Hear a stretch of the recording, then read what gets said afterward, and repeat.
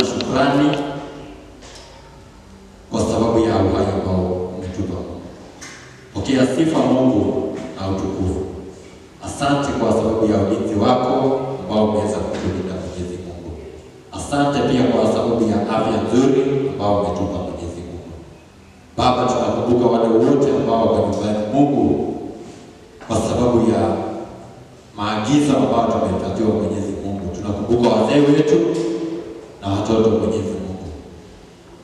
Wasikie maombi yao wakiwa nyumbani Mwenyezi Mungu. Tunawaombea ili ukaweze kuwabariki mioyo zao. Baba, tunaomba ya kwamba ukaweze kutupa mwelekeo ili wakaweze kurudi kanisani na tukaweze kushiriki pamoja. Mwenyezi Mungu, tunaombea wale wote ambao wamefika mahali hapa ili kuabudu na kuliinua jina lako. Watendee mema katika maisha yao. Pokea sifa Mungu na utukufu. Tunajua sisi ni wenye dhambi Mwenyezi Mungu, na tunatubu makosa yetu asubuhi ya leo Mwenyezi Mungu, ili tukaweze kubadilika machoni. Mwenyezi Mungu, tunaombea yule atakayetuongoza katika ibada hii Mwenyezi Mungu. Hebu ukampatie nguvu ili akaweze kuongoza kulingana na mapenzi yako. Mwenyezi Mungu, yule atakayesimama kutoa ushuhuda, waimbaji wote Mungu tunaweka mikononi mwako. Yule atakayetuletea neno, mchungaji wetu Mungu, ukaweze kupatia Roho wako Mtakatifu ili akaweze kunena kulingana na mapenzi yako.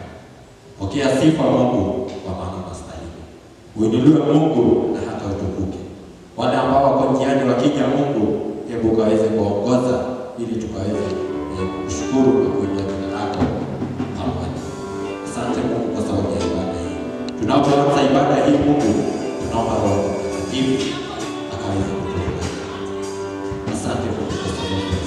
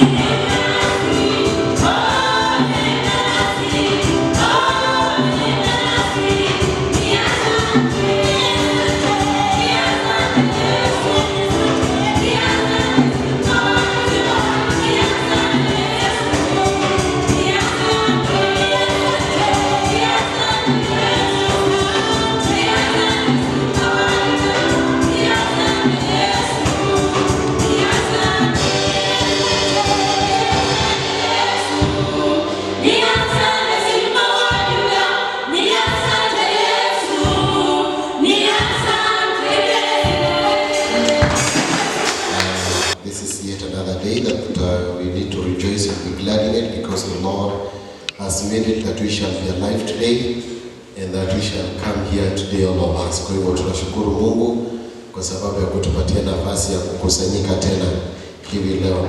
And before we start, I would like us to pray. So let us pray together. Jehovah God, we are ready to listen from you. Help us to understand your word. And Lord, speak to our hearts. Thank you, Lord, because you're ready and the Holy Spirit is ready to help us understand whatever you want us to learn this afternoon. Thank you for being with us and thank you for your guidance. In Jesus' name, amen.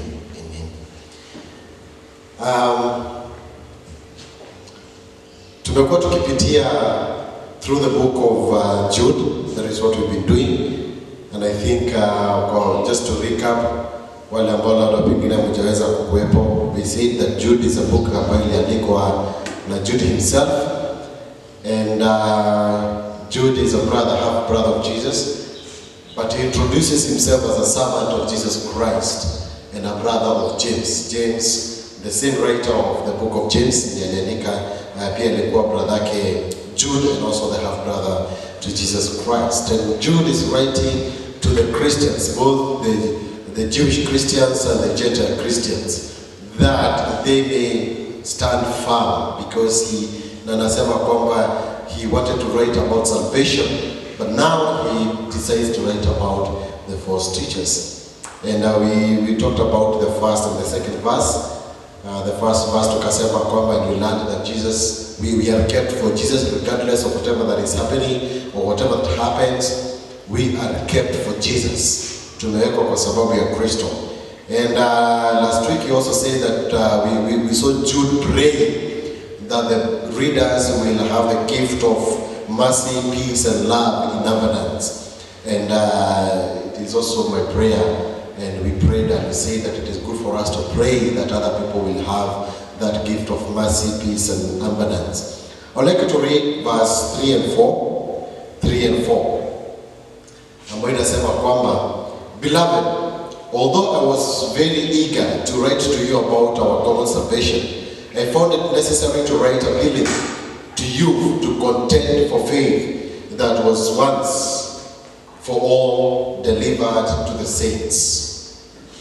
For certain people I have crept in and noticed who long ago were designated for this condemnation, and godly people who pervert the grace of our God into sensuality and deny our only Master and Lord, Jesus Christ.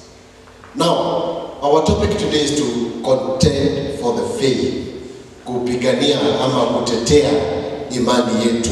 We need to contend for the faith that we have, the faith in Jesus. Na hiyo ndio anasema katika verse 3, anasema kwamba, I wanted to write to you about the common salvation that we all received, but because of the false teachers ambao wameingia unnoticed, I have decided to write to you, to appeal that you may contend for the faith that is in Jesus Christ. And that is our topic this afternoon. That may we contend for the faith. Now to contend, to kupigania, kutetea, to stand up for Jesus, kutetea Yesu na kutetea imani ambayo tuko nayo. There is nothing good like knowing the truth. There is nothing good like standing for the truth that you know. Lakini we are in a world ambapo the crowd carries the day. It is all about what other people say. It's all about what other people are doing. It's all about what is in the fashion. It's all about what people are wearing. It's all about, it's about people. It's about the crowd. But sometimes crowd may be wrong. Sometimes actually they may be very, very, very wrong. The crowd is not always right. And the Bible says that the wide is the way that leads to go. Wide is the way that leads to. Njia ni pale yenye inaongoza inaenda wapi? Kuzimu. Na ya kwenda mbinguni iko namna gani? Ni nyembamba, si ndio? Meaning that even going to heaven, there are some only few ambao wataenda. Majority, they will go to heaven. Meaning that they are wrong. hata kama ni wengi, they are wrong. So we don't have to go with what people say. It is always important for us to stand for the truth. And that is what Jude is asking. Kwamba wacha tusimame na ukweli, wacha tutetee na tupiganie ile imani ambayo tuko nayo. Kwa sababu gani? Jambo la kwanza tuliambiwa ni kwa sababu kunao walimu wengi wa uongo that have crept in unnoticed, wameingia bila kugunduliwa. Wamekuja katika hali ya uongo bila kugunduliwa. And that happens even today. We have so many teachers, false teachers ambao wanakuja na hawajajulikana. You know, they don't come branding themselves. Hey, mimi am a false teacher. I want you to listen to me. No. Now, the reason why anasema kwamba they have crept unnoticed ni kwa sababu wamechukua neno na wameli twist bila sisi kugundua. If you're not careful, you will follow them. But yet, they're false teachers. Si ndio Biblia inatuambia kwamba hao walimu wa uongo watafanya miujiza, sivyo? Sio wote ambao wanafanya miujiza ni walimu wa uongo, lakini kunao walimu wa uongo ambao wanafanya nini? Miujiza. Are you getting me? Ama tujione hiyo, situmeona hiyo. And we've even seen the way they some of them scheme and the way they even plan for the miracles. The way they started to manage for the miracles. Wanalipana wengine ili ukikuja ukiambiwa kwamba unapona hapa, lakini kumbe ni pesa ulifanya nini? Kumbe ni kulipo lilipwa. Na wengine wanakataa kuwalipa, wanaanza kutomboa siri. Wanaanza kwenda kuwashtaki. And we have seen that in the news. So we have false teachers. Not all miracle workers that are false, but we have so many false teachers that claim to be miracle workers. And that is why the Bible tells us that we need to contend for our faith, meaning that tunahitaji kujua. Wacha niulize, ni nani ambaye hana Biblia yake? Who doesn't have a Bible? Hata kama iko kwa simu. Nani hana Biblia? You don't have a Bible, either hard copy or kwa simu una Biblia kabisa nyumbani ama hapa. You don't have a Bible at all. Kuna mtu ambaye hana Biblia? Kama una Biblia na uko na simu, utafuta kwa simu. We all have Bibles. We all have an access to know the truth. Na sasa the reason why the false teachers they are able to come in because we hata sisi wa Kristo many times we don't even know. We are not even sure of what we believe. Sisi tunaamini kitu tumeamini. Kuokolewa ni kuokolewa na hata ukijua maana ya kuokolewa ni nini. There are people who do not even know the meaning of getting saved. And that is the reason why it is easy for them to be taken away. For them to be perverted because they are also do not even know what they believe in. Hawajui ile kitu ambao wanajua. So for us to know these false teachers, lazima tuko tunajua kwamba this is what I know. I'm a Christian. For me kama mimi, I'm a Christian kwa sababu ninakuja kujua kwamba Biblia is the best book that we ever have and the best book that human will ever have in this world. Christianity is the best system that if all governments will follow Christianity, we will never have issues in the nations or in the world. Kwa sababu the Bible gives us the directions mpaka how to govern. Every direction is well taken care of in the Bible. The problem is that we take it away na tunasema Biblia ni ya Wakristo kanisani na tunakuja tu kanisani. Hata wewe ukiwa Mkristo ukiwa kule nje, the Bible doesn't mean anything. You only come to listen to the Bible. Read your Bible. Siko na hiyo wimbo tulikuwa tunasema read your Bible, pray every day. Si tuimbe?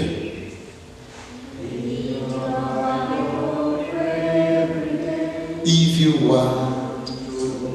The person who came up with that song, hata kama ni a Sunday school song, alikuwa na very good intention because it is only through reading the Bible carefully and praying that will help you know what you believe in. You're not a Christian just because you're a Christian. You need to know why you are a Christian. Ukisimama ulizo wewe ni Mkristo kwa nini? Why do you believe in the Bible? Because if you're a Christian, that means you believe in the Bible. Why do you believe in the Bible? And did you know that in the Bible, there is a lot of science in this Bible? A lot of science ambayo imekuja kugunduliwa later, but it was written so many thousands of years ago in the scriptures. Kitu ambayo ilinishangaza ni kuona even the mention of dinosaurs in the book of Job. So there is a lot of science in the Bible. So that is why the Bible, for me, it is the best book. Do you know? Do you know why you are a Christian? Do you know why you came to church? Why are you a believer? Mbona unanisikiliza? Mbona unasikiliza neno la Mungu? Why do you have to take serious the word of God? Do you have a reason? Now, if you don't have a reason, make sure that you come up with a reason. Because false teachers will confuse you. The false teachers will confuse you. And you turn to your neighbor, mwambie, be careful. Mwambie, be careful. No, najua the false teachers, they are very crafty because they will come with all manner of words. Na wanaanza kutuletea mpaka unaona yenyewe ni ukweli. Yenyewe ni ukweli. Sijui kama ushaibiwa pesa kwa simu. Just the other day my dad aliibiwa pesa kwa simu na hakujua. You know, kuulizwa tu maswali, wewe ndiye kwanza wakati ambapo unaitwa tu jina lako. Wewe ndio mimi ya kitabu, unajua yule mtu kabisa anafanya nini? Anajua, nakwambia, ninakupigia kutoka wapi?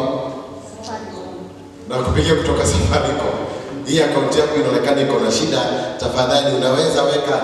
Na kuma wakati ambapo unafanya hivyo, they are transferring your money. And that is how the false teachers are. That's how the false teachers are. But also, we need not to contend for the faith because we have the false teachers, but we need to know how to do that. How do we fight for the faith that we believe in? How do we the false teachers? You need to identify the false teachers. Now, when we ukishajua what the Bible is talking about, what the scripture says, then it is easier for you kujua. Mtu akikuja kukuletea, do not believe every word. Hata kama kuna very big following. Hata kama kuna very big following, do not believe that person until you do your own study. Na wakati ambapo you identify that person, uangalie kwamba this is the person and this is a false teacher, kwa sababu zile vitu ananiambia nifanye, it is actually not scriptural. They are not hakuna base katika Biblia.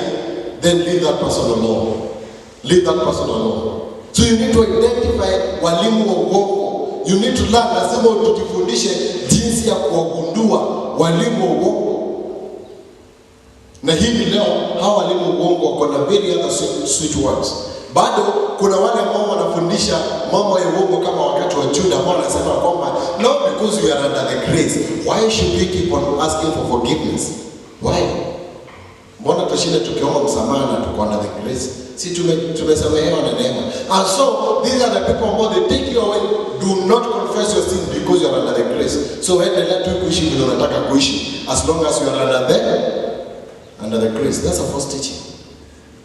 1 John 1:9 inasema kwamba if you confess your sin, unapoungama dhambi zako, God is faithful and just and he will forgive you. Meaning that confession of sin is a daily activity.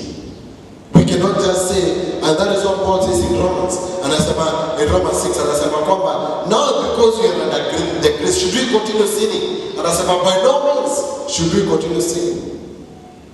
So that we do not crucify Jesus the second time. Lakini kuna wale wanasema kwamba it doesn't matter the way you live shauri yako as long as you are under the grace. So even if you want to continue sinning, you are under the grace. That's a false teaching. That's a false teaching. Another false teaching that is there today ni wakati ambapo ile kitu ambacho tunaita prosperity gospel.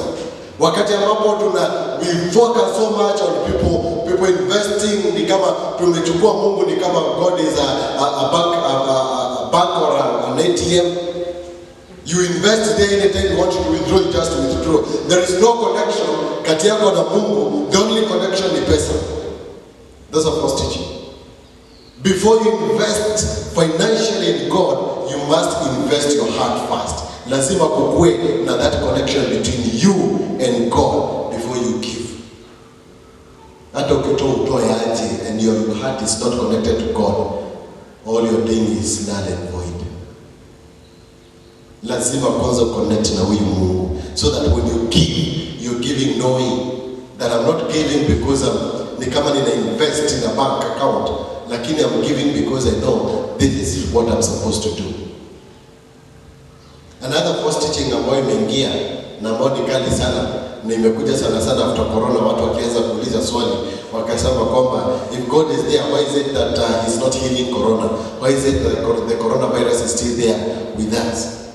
And you look at the scriptures, there is nowhere the Bible says that ukiomba hakuna siku Mungu atakuletea magonjwa tena. When he says that I will heal your land, alikuwa anamaanisha kuheal from the sinful disease, dhambi, ugonjwa wa dhambi. Lakini magonjwa mengine, hata Paulo mwenyewe alikuwa na ugonjwa. The Bible says kwamba he had the thorn in the flesh, and he prayed 3 times, God, take this away from me. Na Mungu badala kutoa alisimwambia kwamba my grace is, can you turn to your neighbor, mwambie God's grace is sufficient. That's what he's saying. How to muondolea? So it doesn't mean that if you have corona today and we pray, God does the miracles. Then why do we have the doctors? Why do we have the scientists? Mungu amewapatia kipawa so that wewe utaenda kuona daktari. But that is a false teaching. So watu walianza hivyo, wakakuja wakaanza kusema kwamba the problem ni kwa sababu Christianity is the same as the Western culture. Christianity and the Western culture are two different things, my friends. There is no similarity. Ni vile sasa wale ambao walikuja hapa kama missionary na walikuwa wazungu, pia waliongeza culture zao. Lakini if we stick with what the Bible says, the Bible is actually very different from the Western culture. The Bible and the Western culture, they are two different. Actually, the Christian culture is closer to African culture than the way it is to the Western culture. It's far from the Western culture, but close to the to the African cultures. Na mimi watu wakiniambia ati Biblia tuliletewa na wazungu, ninakataa, kwa sababu Kristo haikuanza na wazungu. Ilianza na Wayahudi, alafu kabla wazungu ipate, sisi Afrika tulikuwa tumeipata. I asked that in the morning and I will continue to ask. Yesu wakati alitaka kuuawa akiwa mtoto, alienda wapi? Alienda wapi? Egypt. Is Egypt in America? Is it in Europe? It is where? In Africa. So we actually had the taste of salvation before even the Europeans and the Americans. Na ndio unakuta kwamba tukirudi katika our traditions, they are not all of them nzuri, but most of those traditions, na uangalie the traditions or the cultures in the Bible, zinaenda kukaribiana. African culture is closer. One of the greatest and one of the worst Western culture ambayo tuko nayo ni ile tunaita fighting for our rights and we forget other people's rights. That is where hata ukienda kwa barabara, somebody overtakes nako he's wrong, na kikuguza kidogo atasema haya kuna the right of the road. Wewe si ulikuwa unaniona, si ungesimama kwanza. I think wale ambao tuko madereva we experience that. Somebody is on the wrong, na anasema kwamba sababu alikuwa ameanza kuovertake na anakuona na hataki kusimama, anakuambia wewe ungetoka hicho kubali mimi niendelee, because that is his right. He doesn't care about your right. And that is what happens. And now there is something that is coming in, anasema kwamba people can abort anytime. We don't care about the right of that child. And we confuse ourselves, tunasema kwamba life begins at conception. Everybody has a right to live, including that fetus. Lakini tunakuja, we don't care about the fetus, we care about the other person. Unless wakati ambapo ni medical kuna hatari. Lakini imefika mahali ambapo abortion can be done anytime. If you feel too kwamba you don't want that fetus, you just go and abort. And that has been passed. And during this coronavirus, some countries wamesema kwamba even at home wamepass the laws that women are free to abort hata wakiwa nyumbani. That is not in the Bible. It's not in the Bible. It's not in the Bible. The Bible gives us a very clear definition of where the life starts in Psalm 51 verse 5. That I was a sinner since conception. So conception, God says that even before you entered into the womb, your mother's womb in Jeremiah 1:5, I knew you. So you are a person, you are a living being. So there is no need of aborting. So the Western culture, the African, the Christianity is not together. Lakini there is that false teaching that is coming to take us away from the scriptures. Na kuna watu wameamini kwa sababu watu wengi wameamini hivyo, na sisi tunaamini hivyo because people believe that. Let us identify the false teachers. When we do that, we seek the truth. When we seek the truth, we defend fearlessly. We defend fearlessly. It doesn't matter. Hata kama utakuwa umebaki peke yako, but know that you are standing for the truth. And the Bible says that the truth will do what? The truth will do what? Will set you free. So stand for the truth.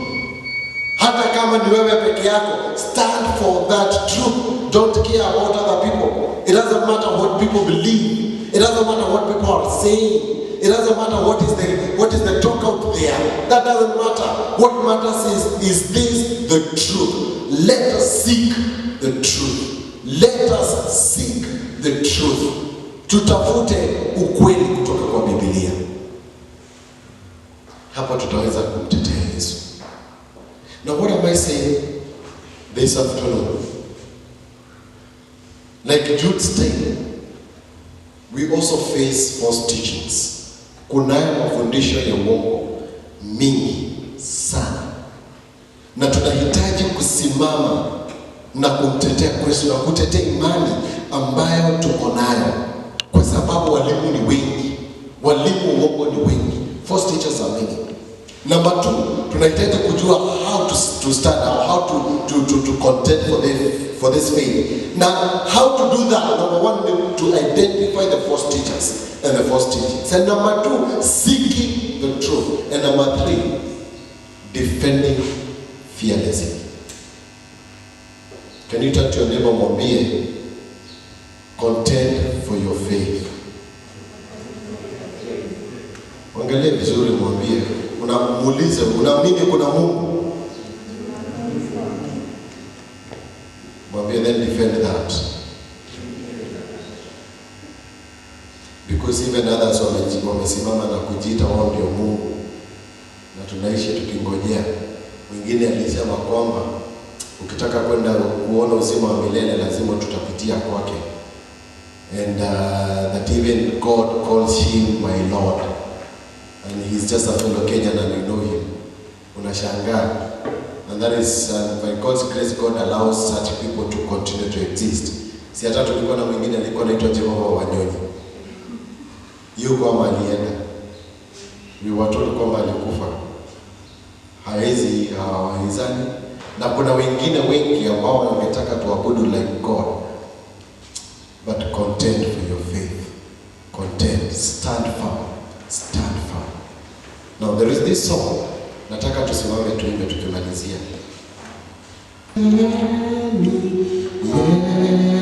Yesu,